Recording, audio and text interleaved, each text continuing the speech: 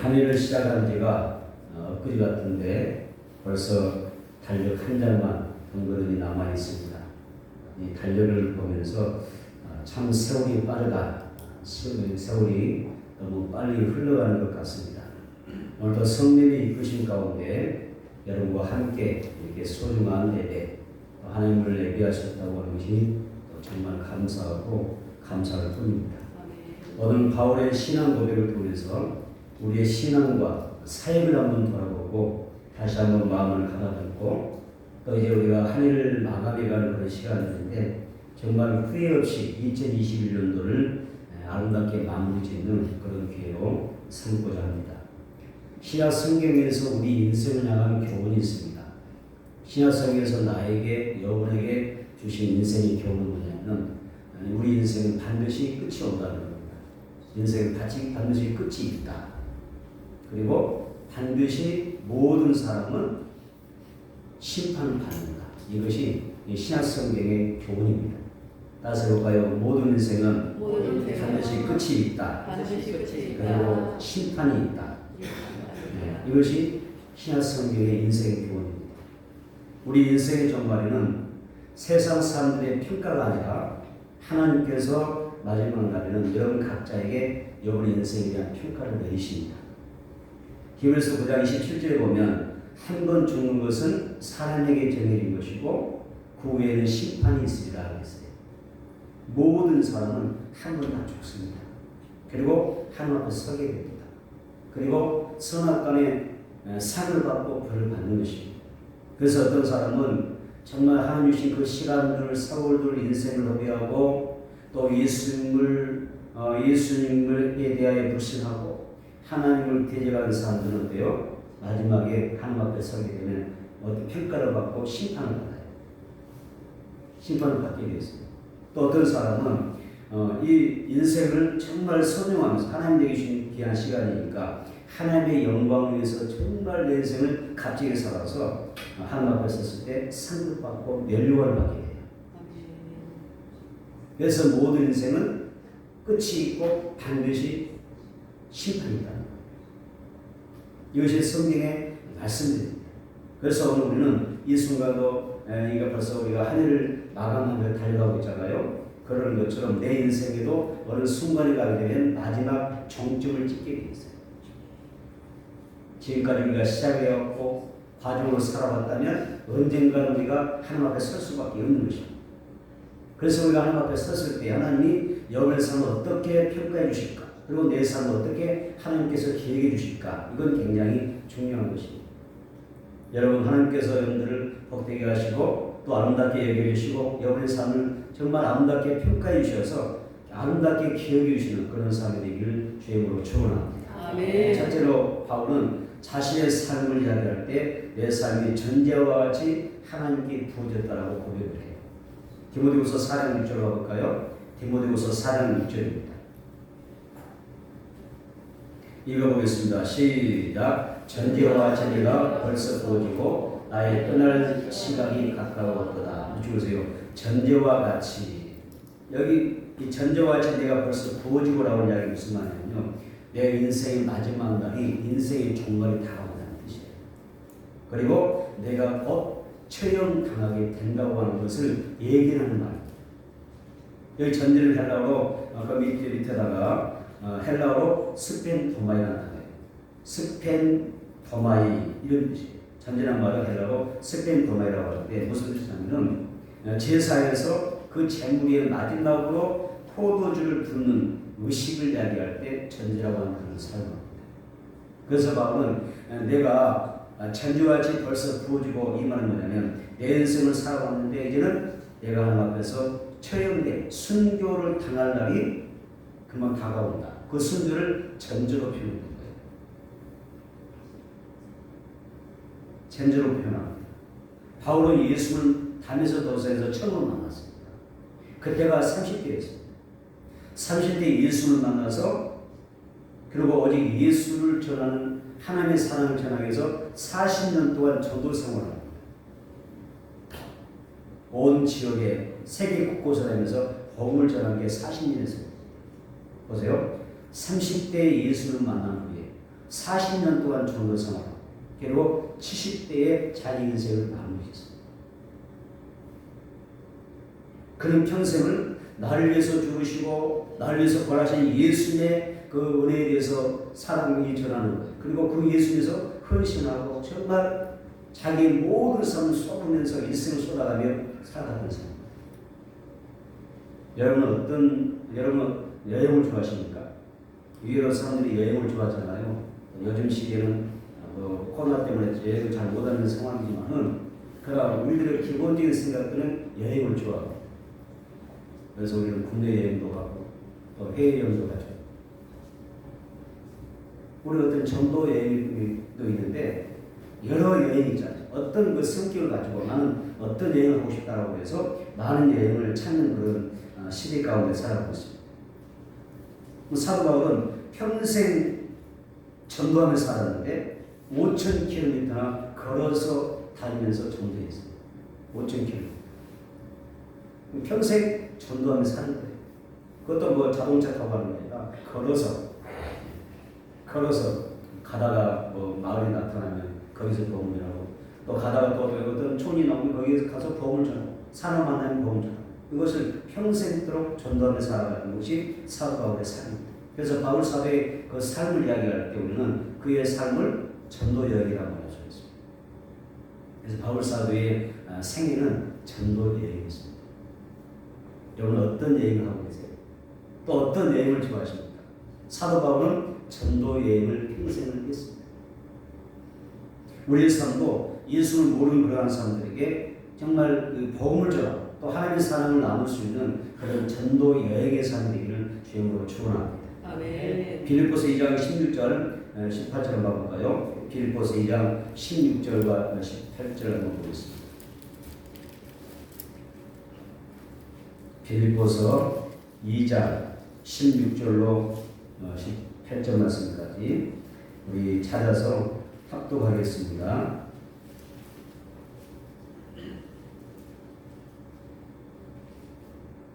시작. 생명의 말씀을 밝혀 나의 다른 일이 헛되지 아니하고 수고도 헛되지 아니하고 그리스도의 나에 내가 자랑할 것이 있게 하게 하리라. 만일 너희 믿음의 재물과 섬김 위에 내가 나를 전제로 들을지라도 나는 기뻐하고 너희 무리와 함께 기뻐하리니 이와 같이 너희도 기뻐하고 나와 함께 기뻐하리라. 아멘. 기뻐하리니 여기서 전제가 주었습니다. 17절 중반에 내가 나를 전제로 들을지라도, 전제가 아까 뭐라고 해서 헬라어로 스펜도메라고 했잖아요. 자기의 순교의 그 순교를 의미하는 거예요. 내가 마지막 내 인생을 하나님 앞에 마지막으로 쏟아붓는데 내 인생을 드리는데 그게 순교의 제물이 되는 것입니다. 또 밑줄에서 나는 기뻐하고 너희 무리와 함께 기뻐하리라. 그 부분에 너희도 기뻐하고 나와 함께 기뻐하리니. 아니 세상에 죽는다는데 뭐가 기뻐요? 평생 40년 동안 오직 예수 위해서 복음 위해서 전도하며 살았던 사람이 마지막으로 순교의 제물로 피 흘려 죽는다는데 뭐가 기뻐요? 근데 사도 바울은 기쁘대요. 이상하지 않습니까? 아 내가 예수인데 왜 핍박을 받아야 돼요? 왜 예수인데 상처받아야 돼요? 내가 예수를 참 믿겠다는데 왜 세상 사람들 욕을 먹어야 돼요? 손가락을 당해야 돼요? 그런데 기뻐요? 왜 그럴까요? 근데 사도 바울은 말하죠. 내가 순교의 제물에 먹이 잘려 죽는데 체험당하는데 기쁘대요. 이 순교의 제물로 전제로 드리는 것이 너와 내가 기뻐할 일이라는 거예요. 여러분 왜 그럴까요? 그래서 십자가도가 멸망하는 사람에게는 미련하게 보이지만 구원받는 사람에게는 능력이 되는 줄을 믿습니다. 아멘. 예수 믿는 것이 어리석게 보이고 신앙생활하는 게 어렵게 보이고 욕을 얻어먹는 것도 어리석게 보이는데 왜 저 사람들 교회 다니면서 이렇게 욕을 얻어먹고 사느냐라고 하는데 십자가에 도가 멸망하는 사람에게는 정말 미련하게 보이지만 어리석게 보이지만 예수 믿는 우리에게는 구원은 한 능력이라는 거예요. 아멘. 사도 바울은 기쁨이 충만해요. 죽겠다는데 죽인다는데 체험당하는데 기뻐요. 바울은 전도 여행의 과정에서 얼마나 많은 허기와 공적임과 시달림을 받고 배척을 당하고 하고 핍박을 하고 매를 맞고 돌에 맞아 죽을 뻔하고 죽었다가 다시 살아나고 엄청난 상처와 엄청난 애로움과 고독 가운데 시달렸어요. 딱 하나요. 예수를 증거하는 전도자의 상태. 그는 40년의 세월을 주님이 살았고 전도하면서 살면서 이제 마지막으로 70대의 자기 인생이 마무리되게 선교의 제물로 살아내는 거예요. 근데 사도 바울이 뭐라고 이야기합니까? 마지막에는 내가 나를 전제로 들자도 순교할지라도 피를 흘려 죽은다 할지라도 나는 기뻐하겠고 너희 무리와 함께 기뻐하리라. 아멘. 이러한 사람은 보편적인 사람은 상상 못하는 게 아닙니다. 그 주장을 막 우리 이해를 못하는 겁니다. 죽음마저도 예수님 때문에 예수님에서 죽는다고 하는 그 죽음마저 나는 마저도 뭐 어떻게 기쁨은 내가 맞이하겠다는 거예요. 여러분 바울의 신앙이 대단하지 않습니까? 무엇이 이렇게 사도 바울을 완전히 바꿔놓았을까요? 그 생각을 바꿔놓았을까요? 하나님의 사랑 때문에. 아멘. 그건 예수 만나기 위해 교회를 핍박하는 사람이에요. 성도를 잡아주는 일에 앞장섰던 사람, 옥에 가는 일에 앞장섰던 사람. 그래서 자기는 자기가 자기의 죄, 그 죄를 생각해 나는 죄인들 중에서도 죄인 중에 괴수라고 했습니다. 죄인들 가운데도 두목 같은 큰 죄입니다. 그런 죄인 중에 괴수가 예수님이 불쌍히 여기셔서 죄를 용서해 주실 뿐만 아니라 성령을 부어주실 뿐만 아니라 나에게 이방인 향한 복음 전도자로 불러주신 것. 하나님의 사랑을 전하는 그런 메신저로 삼아주는 것이 너무 감사합니다. 그래서 그는 하나님 앞에서 이 귀한 사랑 때문에 그런 주님 앞에 자기 자신을 다 드릴 수가 있었어요. 예수님도 자신을 하나님의 영광을 위해서 또 이 땅의 많은 영혼들 우리를 위해서 바로 여러분과 나를 위하여 전제로 자기 자신을 드리셨어요.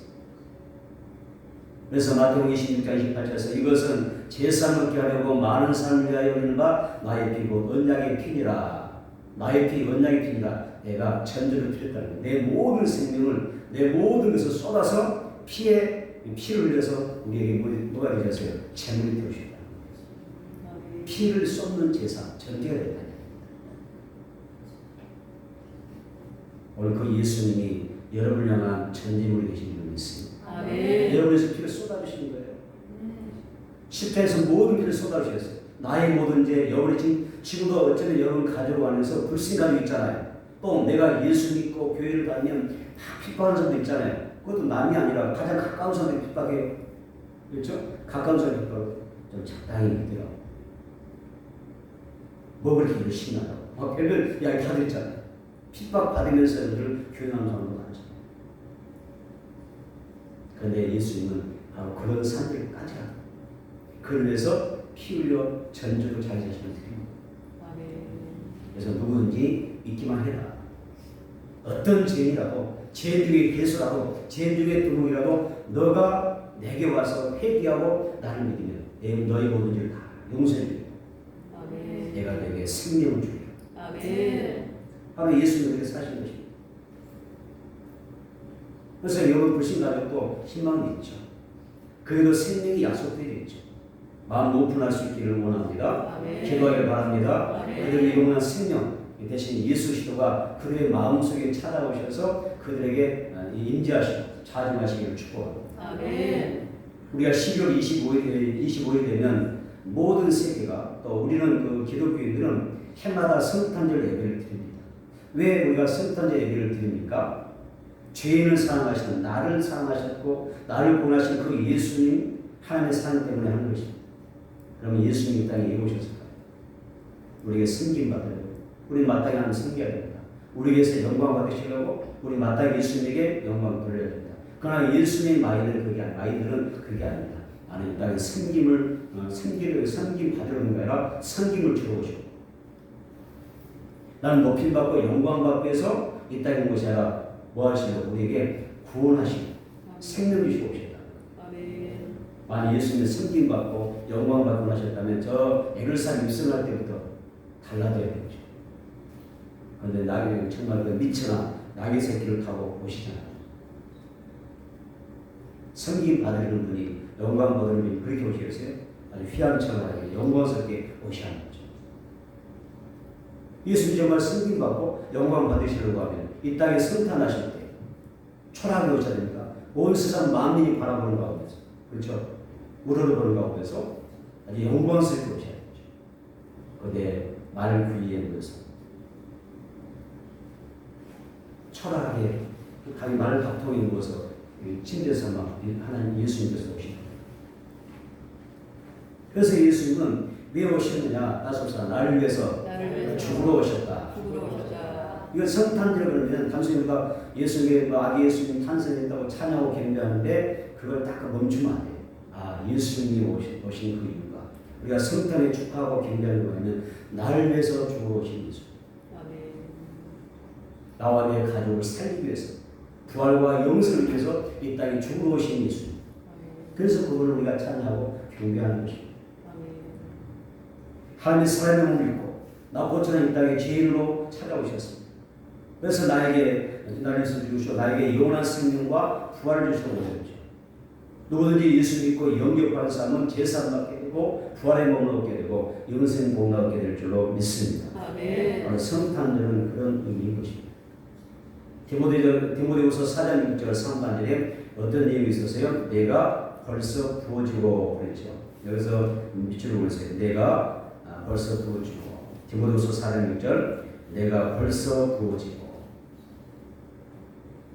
바울은 자신의 일생을 바라볼 때 세월이 너무나 빠르다는 거예요. 좀 더 세월이 빠름을 느끼십니까? 몸으로 이렇게 느끼시는 분 있어요. 사도로 쓰임받은 것이 엊그제 같은데 이제는 내가 마지막에 어떻게 순교의 제물로 하나님의 영광에서 죽음으로 준비하는 그런 삶을 살고 있는 것입니다. 우리가 이 세상을 사면 무엇을 얼마나 더 누리며 다른 사람보다 더 누리며 살아갈 수 있을까요? 여러분 정말 우리 냉정하게 생각해 봅시다. 주님의 몸된 교회를 위하여 주님 위해서 사는 것도 한때입니다. 건강을 드릴 때도 한때, 나의 재물을 드리는 것도 한때, 내 영광을 드리는 것도 한때입니다. 나의 생명을 주님 앞에 드리는 것도 한때입니다. 항상 드리는 게 아니에요. 사도 바울 보세요. 30대에 부름받아서 40년 전도 생활하고 70대 마지막으로 마무리 짓습니다. 그게 인생입니다. 항상 건강하겠습니까? 항상 나의 재물이 있겠습니까? 내 생명이 영원하겠습니까? 한때입니다. 하나님이 부르시면 우리는 어느 순간도 다 내려놓아야 됩니다. 하던 일을 다 멈춰야 됩니다. 그리고 아무리 미래에 남고 아쉬워도 그냥 떠나갑니다. 빈손 들고 왔으니 빈손 들고 가는 것이 우리 인생입니다. 그렇기 때문에 여러분 정말 여러분이 인생을 살아갈 때 지혜롭게 살아갔으면 좋겠어요. 여러분이 2021년을 어떤 천재로 하나님 앞에 부어드리며 살아가고 있습니까? 인생의 끝이지. 내 영혼의 마지막 때 주님 만날 때를 생각하면서 주님에서 충성하고 하나님 나라에 위해서 봉사하는 그런 축복된 성도가 되기를 축원합니다. 아멘. 그래서 우리에게 뭐가 필요해요? 성령의 기름이 필요해요. 아멘. 네, 성령의 기름이 와야 내가 감동을 받고요, 강을 받고 성령의 기름이 와야 내가 힘 있고 능력이 있어서 하나님의 삶을 감당할 수 있는 것입니다. 아멘. 성령의 기름이 와야 나의 예배가 살아나는 거예요. 아멘. 나의 전도 생활도 살아나는 거예요. 아멘. 성령의 기름이 말 때 내 은사가 더 폭발적으로 성장하게 되고 내 재능이 더 하나님 앞에 쓰여지는 거예요. 값지게 드리는 거예요. 아멘. 그래서 내가 하나님의 재단에 천재로 부어질 수가 있는 거예요. 누구처럼? 스데반처럼, 바울 사도처럼, 예수처럼 나의 천재를 드릴 수가 있는 거예요. 아멘. 디모데후서 4장 9절 다시 해보겠습니다. 시작. 전제와 같이 내가 벌써 보이고 나의 떠날 시각이 가까웠도다. 무주세요. 그 부분에 나의 떠날 시각이 가까이 왔도다. 이 짧은 문장인데 우리 인생을 그냥 함축해 놓은 거잖아요. 시작과 가정과 끝을 그냥 함축해 놓은 것이 디모데후서 4장 9절입니다. 여기 떠날 시각이 위주로 놓고 헬라어로 무슨 뜻이냐면 이날 루시스라는 단어입니다. 이 단어는 어떤 뜻이냐면은 먹이 송아지가 멍에를 메고 길들 때가 있어요. 그렇죠? 이럴 때 보면 그 송아지 기를 때 얼마나 힘들어요. 멍에 딱 메고 뒤에다가 그 돌을 뭉치고 맷돌 올려놓고 무거운 돌을 올려서 막 끌고 가면 코트를 끼워서 끌고 가면 코트에 피가 줄줄 흐르면서 끌고 가자. 그럼 억지로 멍에를 메고 가요. 얼마나 고통스러울까. 이 어깨가 이 멍에는 자국이 어떻게 완전 구두 사이 걷기로 하는 거예요. 그러니까 우리 인생이 그와 같다는 거예요. 우리 인생이 마치 멍에를 메고 살아가는 것 같은데 여기에서 이날 루시스 뭐냐면 떠날 시간이라는 경우에는 이 무거운 내 인생의 무거운 멍에를 걷는 날이라는 것이에요. 그래서 장막을 걷는다. 우리가 캠핑장에 가서 장막 치고 텐트 치고 지내다가 며칠 지나면 어때요? 다시 텐트를 걷어서 집으로 돌아가는 그 장면. 이것이 이날 루시스예요. 그리고 배를 항구에 밀어놨다가 닷을 다시 걷어올려서 출항하는 것을 이야기하고 그 다음에 매임에서 푼다. 매임에서 푼다 그런 뜻들이 있어요. 그래서 바울은 죽음을 어떻게 표현했냐면 떠날 시각은 죽음을 이야기하는데 어떻게 표현했냐면 멍에를 걷는다. 죽음이란 멍에를 걷는 것이다.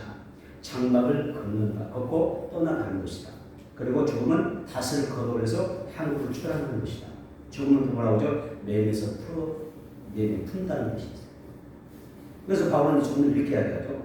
이날 루시스라고 할 때 하나님을 향해서 떠나는 것이 죽음이다. 죽음이다. 하나님을 향하여 떠나는 것이다. 천국을 향하여 출항하는 것이다. 바울 사도는 그렇게 이해를 했어요. 아멘. 여러분 죽음을 어떻게 이해하세요? 죽음은 끝이지. 이제 모든 끝이지. 죽음 다 끝났으니까 막 절망하고 소망이 없는 사람은 믿음 없는 사람은 진짜 절망과 죽음으로 죽는 거예요. 그냥 죽은 게 예수 믿는 사람은 죽어도 희망 가운데 웃으면서 죽을 수 있는데 불신자는 어떻게 해요? 죽을 때 희망이 없잖아요. 천국이 없잖아요. 죽을 때 인상을 팍 쏘고 죽을 수밖에 없어요. 희망이 없으니까 절망하죠. 저는 오늘 이 말씀 준비하면서 오래된 찬양이 문득 떠올랐어요. 그래서 사모님한테 오늘 찬양할 때 부탁했어요. 이 찬양을 불러주면 좋겠다. 다 복사해가지고 다 들이밀었어요. 들이밀었더니 이 찬양을 불러달라는 뜻이냐고. 한번 그래서 그냥 알아서 찬양이 바뀌었으니까 이것저것 부탁해서 그렇고 한번 봐봐. 그랬더니 제일 처음에 이 찬양을 불러줬다. 너무 감사했어요. 사모님 내 말을 들으니 너무 고맙더라고요. 참 말을 잘 듣는 참 고마운 것이. 그래서 어디 찬양이 딱 생각났어요. 은혜됐어요. 어떤 찬양은 죄 많은 이 세상은 내 집 아니네. 죄 많은 이 세상 내 집 아니네. 내 모든 부활은 어디 있어요? 저 하늘에 있네. 저 천국을 열고 나를 부르네. 나는 이 세상에 정들 수 없도다. 오 주님 같은 친구보다 저 천국 없으면 나는 어떻게 하나. 저 천국을 열고 나를 부르네. 1절입니다. 이 가사가 와닿더라고요. 말씀 중에서 이 가사가 너무 와닿았어요. 그래서 바울처럼 천국을 소망하길 바랍니다. 아멘. 이 세상은 나그네의 삶이에요. 아멘. 타향살입니다. 여러분의 본향은 다 천국이죠. 아멘. 천국을 소망하고 천국을 잘 들어갈 수 있는 믿음 생활하고 예배 생활하는 거예요.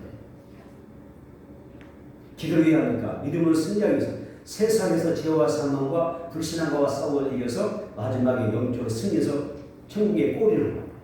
아멘. 우리가 이렇게 노력하는 거예요.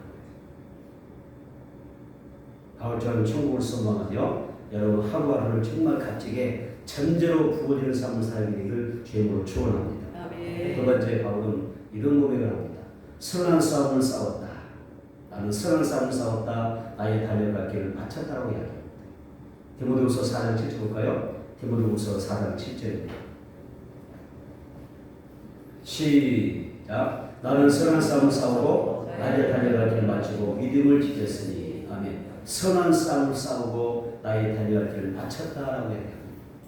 복음은 바울은 복음 전하는 일을 할 때 전도할 때 너무 많은 고난을 당했어요. 왜 바울이 거기 간증한 내용들이 성경에 많이 나오는데 보면 상상할 수 없어요. 참 세상이 이렇게 예수님 때문에 복음 때문에 전담에 이렇게 고통받으셨을까? 할 정도로 엄청난 고난을 받았잖아요. 바울처럼 받은 사람이 이 세상에 없어요. 엄청난 고난과 위협을 받는 사람이죠. 그런데 바울이 이런 상황에서 뭐라고 이야기하냐? 그럼에도 불구하고 나는 선한 싸움을 싸웠다라고 이야기합니다. 여러분, 바울이 말하는 선한 싸움이 뭘까요?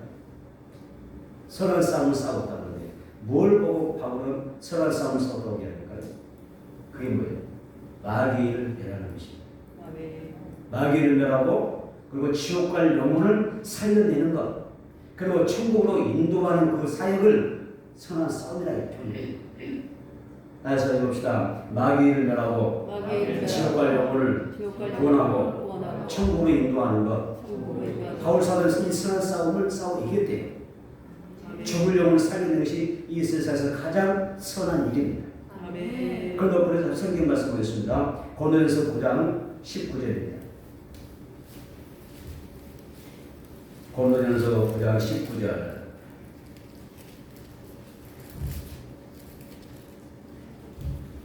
함께 고린도전서 9장 19절을 읽어보겠습니다. 시작.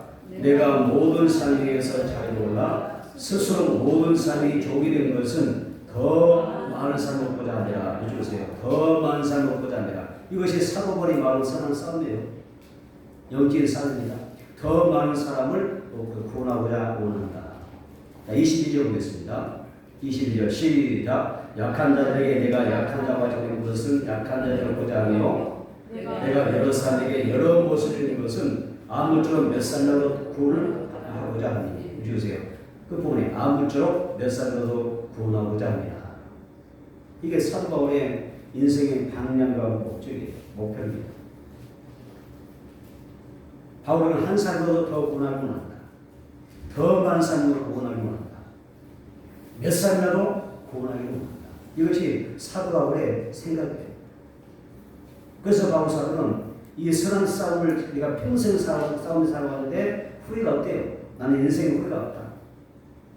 여러분 마지막 인생이 정말에 후회할지 정말 만족할지 모르겠지만 사도가 뭐라고 했어요? 인생 마지막 종점에서 나는 인생에 후회가 없다.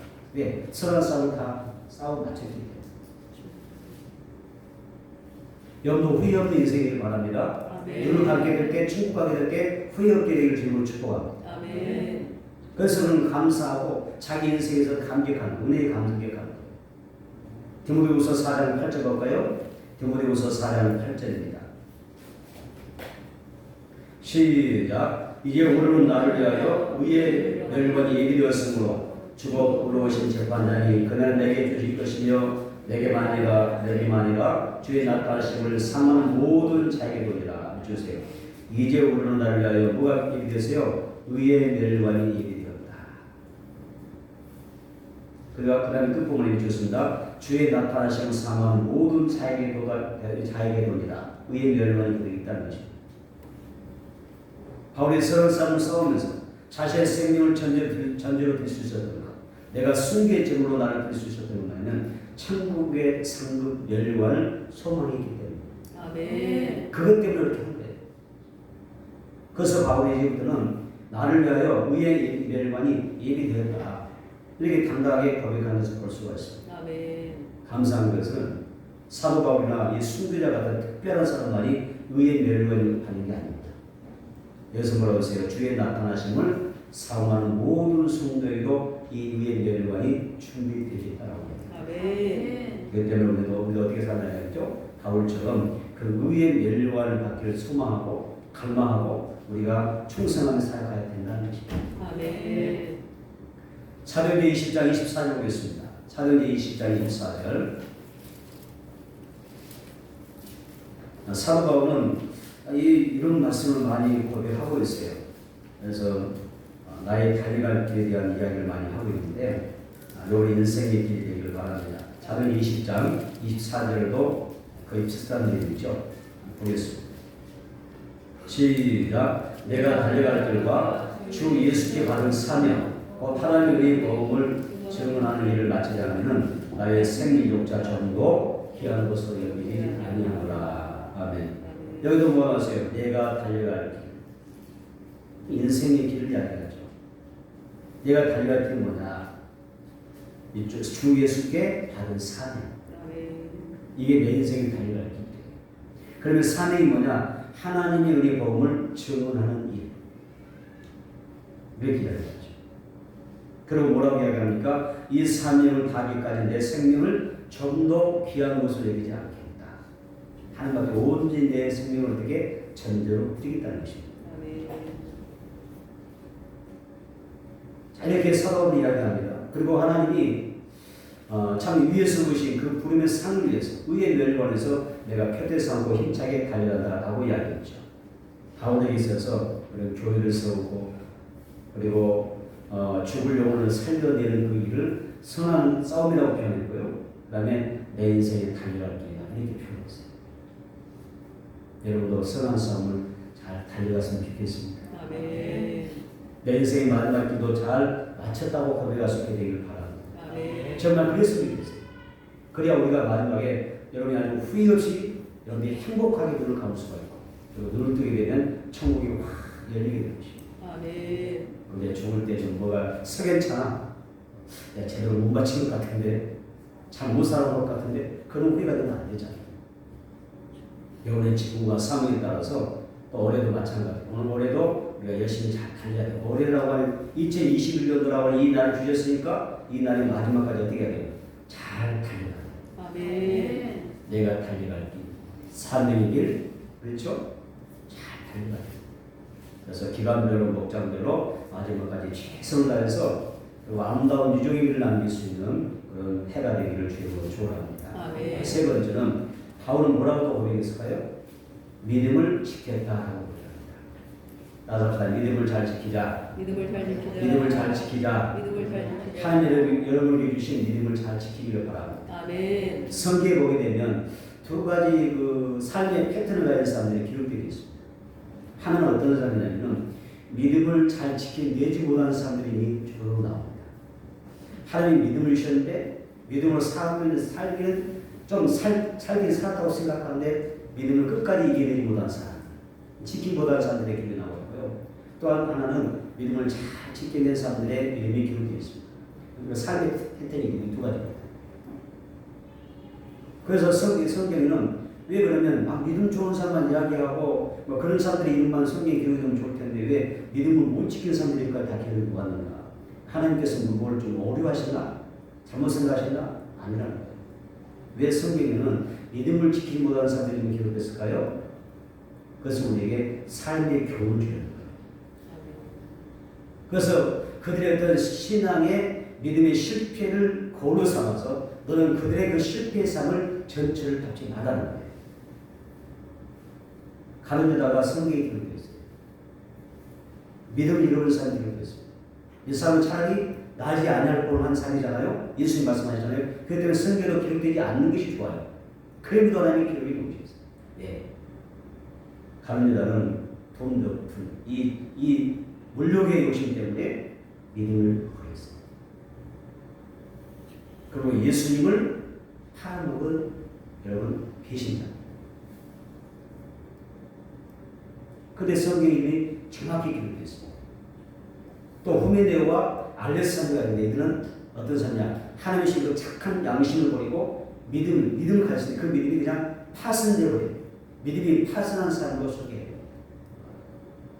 배를 타고 큰 바다에 나갔는데 이 배이 그냥 구멍 뻥 뚫려서 그냥 가라앉는 것과 똑같은 거예요. 믿음 생활하다가 비바람이 불고 어려움이 생기고 환난과 시련하니까 믿음이 파손돼서 그냥 바다 한가운데 세상 가운데 주저앉아 침몰이 되는 거죠. 이런 사람도 기록됐습니다. 또 대만하는 사람도 성경에 기록됐습니다. 이 대만은 어떤 사람입니까? 이 세상을 너무 사랑했어요.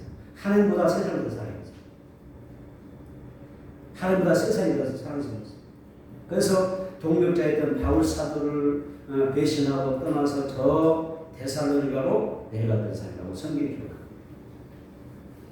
왜 기록했다고요? 교훈삼으로.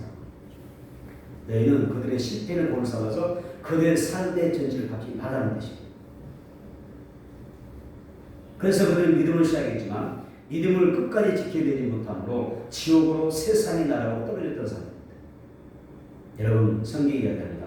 오직 의인은 믿음으로 말미암아 살리라. 아멘. 아멘. 아멘. 아멘. 의인은 믿음으로 말미암아 산다. 근데 여러분이 믿음을 끝까지 붙잡아 사는 거예요. 아멘. 오직 예수 믿는 사람은 믿음으로 사는 거예요. 아멘. 믿음 믿으면 죽는 겁니다. 아멘. 그냥 파손돼서 바다에 침몰하는 것과 똑같은 겁니다. 그래서 하나님께서는 얘기해 주신 이 귀한 소중한 믿음을 잘 지켜내는 복을 받게 되기를 축원합니다. 아멘. 믿음으로 시작해서 믿음으로 여러분의 인생을 끝맺으세요. 아멘. 성령으로 시작하고 성령으로 끝을 맺으세요. 아멘. 그게 축복입니다. 아멘. 바울은 오래 갇혔을 때 세상 권력과 적당히 타협할 수가 있었어요. 얼마든지 바울이 먼저 손 내밀면 그는 이 감옥에서 탈출할 수 있었고 해방될 수 있었고 자기 생명을 지킬 수가 있었어요. 바울. 그런데 바울 어떻게 해요? 그는 충분히 세상 권력과 타협하면 빠져나올 수 있다니까요. 힘이 없는 사람이 아니고 살아. 그런데도 불구하고 그는 어떻게 살았냐? 그는 석방되어서 내가 이 세상의 생명을 구제하는 것보다도 뭘 지켜요? 사명과 믿음을 지키는 쪽을 선택하고요. 복음을 전하는 쪽을 선택해요. 그래서 끝내 감옥에 갇혀 지내다가 그리고 순교의 제물로 전제로 드립니다. 바울이 고백하죠. 나의 달려갈 길과 주 예수께 받은 사명 곧 하나님의 은혜의 복음을 증언하는 일을 마치 않으면 나의 생명을 조금 더 귀한 것으로 여기지 않겠다라고 이야기했습니다. 그리고 말하죠. 내가 선한 소를 다 싸우겠다. 내가 나의 사명을 다 지켰다. 달려갈 길 다 마쳤다. 믿음 지켰다라고 고백합니다. 일본의 내촌 감삼이라고 하는 사상가가 있는데 이 사람은 그리스도입니다. 그리고 신학자입니다. 이 내촌 감삼은 천안 숭배 시절에 일본 제1고교 교사로 있었습니다. 그래서 일본의 고교에서 이 제1고교하면 인류고교에 속했습니다. 지금과 그러면 우리가 학교 고등학교도 평균화돼서 그렇게 안 다니잖아요. 우리나라도 이게 각 도시마다 인류고교가 있었잖아요.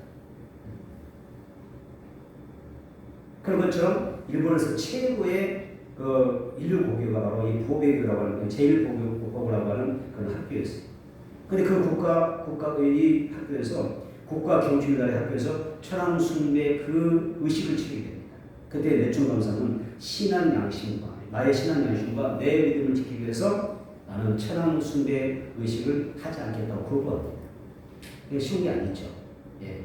그 당시 사회 분위기가 그 당시 모든 일본의 국민들은 뭐예요? 천황을 어떻게 숭배하는 시대입니다. 일선 있는 이 교사가 이걸 거부하는 게 쉽겠어요? 오히려 학생들 그렇게 분위기를 조성해야 될 그런 교사인데, 근데 신앙 양심이 벌써 어때요? 나는 믿음을 지키고 싶대. 그래서 그가 천황 숭배 의식을 거부하니까 이곳저곳에서 그냥 이 사람이 내촌 감사를 하면서 매국노라고. 너는 매국노야. 막 이렇게 손가락질하고 학생들은요 수업을 거부합니다. 그리고 연일 이 모든 매스컴들은 기자들은 계속해서 이 내촌 감사를 그냥 지탄하죠. 이 언론 보도를 통해서 내촌 감사를 몰아붙입니다.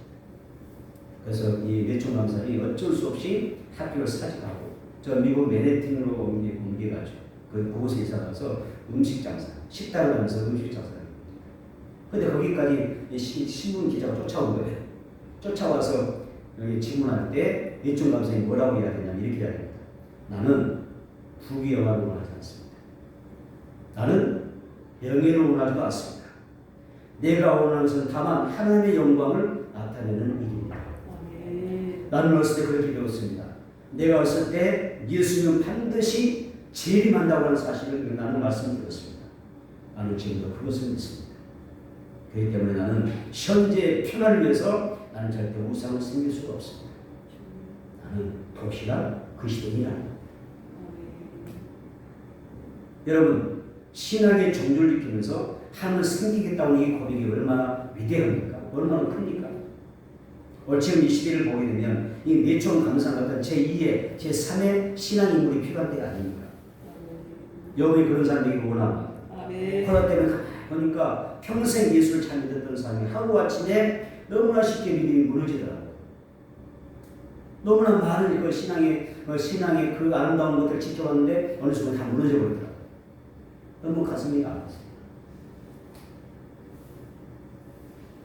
오늘 우리도 예초 나탄처럼 어떤 상황도 내가 어떤 불이익을 당한다 할지라도 내 신앙의 양심과 믿음, 하나님을 섬기는 신앙을 놓치지 않고 믿음 생활 잘해야 될 수 있는 그런 성도가 되기를 주님으로 축원합니다. 아멘. 성령께서 도와줄 줄 믿습니다. 아멘. 우리가 이 세상 사람을 얼마나 생각해요? 세상의 부귀영화 권세 누리는 것이 얼마나 누리면 살 수 있을까요? 아무리 사람들 여기 누리는 것은 그리 많은 시간 아니에요. 누리면 우리 얼마나 누리겠어요? 그것 때문에 우리가 여러분 하나님 앞에 섰을 때 부끄러우면 안 돼요. 아멘. 우리 인생의 좋은 시간이 70에서 80년밖에 없어요. 내 인생의 지금에서 나이는 여러분이 딱히 계산해보면 얼마 안 남았어요. 또 70년, 80년 살았다고 해봅시다. 좀 더 많은 시간을 살 수 있다고 생각합시다. 한 좀 더 살면 단산에서 90세까지 살 수 있겠죠. 좀 더 살 수도 있겠죠. 그런데도 불구하고 우리 인생은 너무나 풍부하고 너무나 공부하고 그리고 너무나 짧은 겁니다. 많은 사람들은 이 짧은 세월을 살아가는 동안에 숱한 유혹을 받고 믿음에서 파산하는 것입니다. 그래서 영적으로 실수하게 되고 여러 모습으로 상처받고 얼룩진 그런 모습으로 살아가는 사람들이 많습니다. 그런데 사도 바울은 예수 만난 이후부터 한 번도 배반이 없습니다. 한 번도 믿음 놓친 적이 없습니다. 믿음을 지킵니다. 믿음을 지켜냅니다. 마지막 종착역까지 그는 믿음을 향해서 힘차게 달려갑니다. 그리고 말합니다. 나는 선한 싸움을 싸웠고 나의 달려가기를 마쳤고 믿음을 지켰으니 이제부터는 나를 위하여 의인들을 많이 예비되었다라고 이야기합니다. 사도 바울이 30대에 주님께 부름받았고 40년간 오직 예수 전하는 이름으로 전도하다가 70대에 자기 일을 다 마치고 보란듯이 순교의 제물로 기쁨으로 자기의 삶을 마무리하는 바울입니다. 그래서 그 자신의 그 모습을 되돌아보면서 회상하면서 그 자신에게 얼마나 만족해하는지 얼마나 기뻐하는지 행복해하는지 한번 우리가 생각해볼 필요가 있다는 우리가 주님을 위해서 살다가 여러분도 이 사도 바울처럼 아름답게 여러분의 인생을 마칠 수 있다면 기쁨으로 주님 앞에 나갈 수 있다면 얼마나 좋을까요? 오늘 우리도 또 믿음을 지키고 바울 사도처럼 신앙 거리가 수 있게 되기를 축원합니다. 말씀을 정리하겠습니다. 바울은 나의 선한 싸움을 싸우고 나의 달려갈 길 마치고 믿음을 지켰으니 이제부터는 나를 위하여 내려갈 예비되었다라고 고백합니다. 여러분이 이 세상에 살아갈 때 이 땅에 쌓고 자라는 그것들은요 여러분 이 세상을 떠나갈 때 다 놓고 가는 거예요. 그럼 속으면 안 돼요. 장담도 안 되고요. 그런 부분에 확신을 가지면 안 돼요. 왜? 헛되고 유익한 게 사실입니다. 그래서 설령 말하죠. 해 아래에서 수고하는 모든 수고가 헛되고 또 헛되도다. 무엇이 유익한가? 해 아래에서 수고하는 그 모든 수고와 그 영광과 그 모든 것이 너에게 뭐가 그게 큰 거냐? 헛되고 헛된 것이고 바람잡는 것과 같은 거예요. 그래서 내 인생에 가장 현명한 방법이 필요합니다. 가장 중요한 것은 내 영혼의 마지막 때를 준비하는 것입니다. 주님을 잘 만나기 위해서 준비하기 바랍니다. 그래서 영혼의 때를 준비하지 못하면 지옥불 속에서 깨닫던 이 부자처럼 우리는 후회하게 되고 그리고 그렇게 살아갈 거예요. 그래서 오늘 슬픈데 중요했잖아요. 그런 후회가 나중에는 아무 소용이 없어요. 주님은 분명히 다시 오시고 그날은 모든 것을 심판하신 날이 될 것입니다. 사도 바울은 그날에 이기에 대한 의의 멸류관을 받기 위해서 선한 싸움을 싸우고 나의 달려갈 길을 마쳤다. 믿음을 지켰다고 이야기하죠. 여러분의 소망은 무엇입니까? 여러분의 소망과 사망은 주의 나타나십니다. 주님 만나는 날이 되어야 될 줄 믿습니다. 아멘. 그래서 우리는 나의 존재를 내 생명과 나의 삶을 하나님 앞에 부어드리는 것입니다. 선한 싸움을 싸우고 믿음을 지키면서 나의 달려갈 길을 마치기 바랍니다.